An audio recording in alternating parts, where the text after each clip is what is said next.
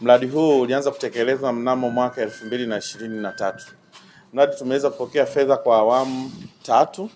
Awamu ya kwanza tulipokea shilingi bilioni 1.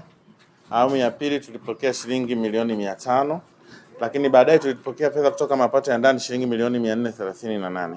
Na sasa tumepokea awamu ya tatu shilingi milioni 900. Awamu zote tatu awamu mbili zilizotangulia, majengo yaliyotekelezwa ni pamoja na ujenzi wa jengo la wagonjwa wa nje OPD, lakini ujenzi wa jengo la wazazi, ujenzi wa jengo la mionzi yani radiology, ujenzi wa jengo la maabara, ujenzi wa jengo la kuhifadhia maiti miili, lakini kichomea taka.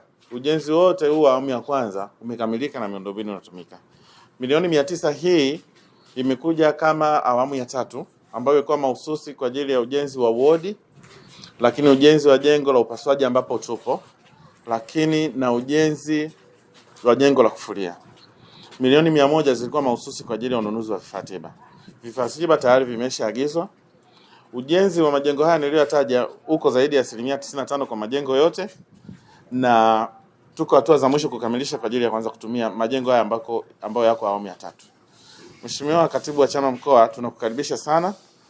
Kiwango cha fedha ambacho kimeshatumika awamu zote, fedha tulizopata tumeshazitumia. Kwa awamu hii ya tatu tumeshatumia, zimebakia milioni 64 ambazo zinafanya kazi ya kukamilisha miundombinu ambayo imesalia.